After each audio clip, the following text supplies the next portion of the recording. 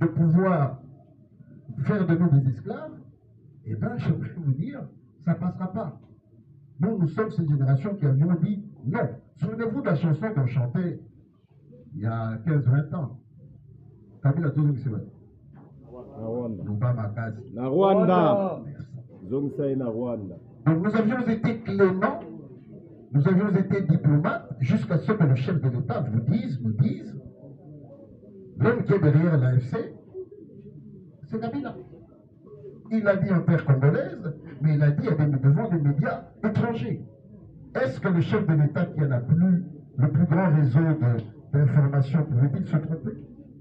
Et vous avez bien suivi, vous de la presse, les 2 ou 3 sorties médiatiques de celui qui ne parlait pas, qui aujourd'hui parle beaucoup. Je peux dire pour ne rien dire. Et tous ces affidés sont lancés dans ce combat dans lequel, et je reviens vers vous, je vous ai dit combat spirituel, combat diplomatique, mais le combat médiatique, et je reviens là-dessus. Abraham Ouakabonga, par Steve, qui a fait une formation spéciale, malheureusement pour lui, il m'avait dit ce qu'il a fait, c'est de la désinformation. Il a appris des techniques.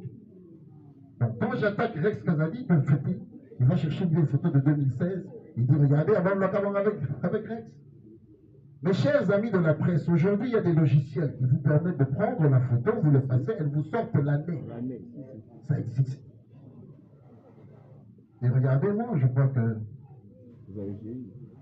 l'homme que vous voyez ici, par rapport à la photo, vous vous rendez compte, ça fait presque 10 ans. Le lieu, je crois que c'est l'hôtel Campo. Voilà, Campo Hôtel, qui était le QG de la diaspora lorsque nous faisions le combat.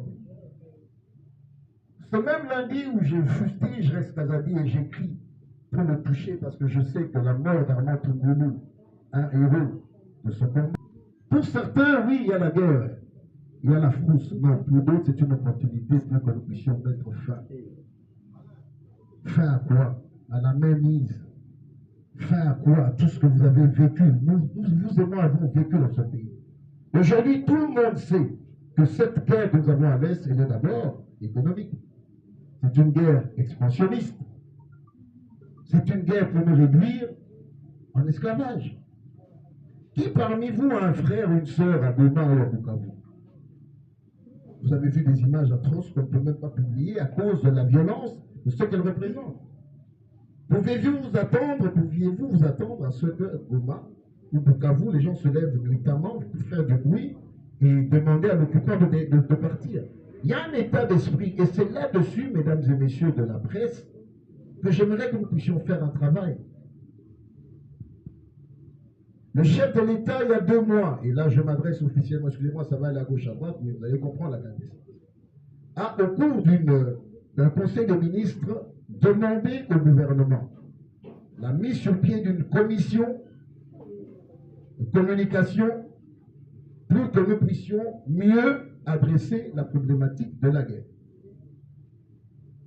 Plus de 2 mois après, je pose des questions. Chers responsables, où en sommes-nous? Il y a 2-3 semaines, avant que je parte à Accra, des jeunes m'ont appelé. C'est quoi ce désordre organisé? Quand le chef a parlé, nous vous demandons, nous vous enjoignons à chercher les listes de l'UNPC. Elles sont là. Je fais partie d'entre vous. Vous avez ces listes-là. Vous êtes affiliés. S'il n'y a pas ceux qui sont venus derrière nous, qu'on puisse les mettre et qu'on puisse travailler en diapason. Le Rwanda est organisé avec des faux noms sur la toile. Ils sont partout dans nos groupes WhatsApp. Ils sont partout en train de distiller mauvaises images, vieilles images. J'ouvre une parenthèse.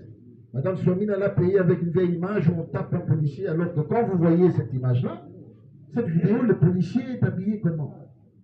C'est un antiterror dans une position, parce qu'on a voulu nous tous. Il y a eu un événement. C'est trop. Mais cette vidéo qui est sortie n'était pas la bonne.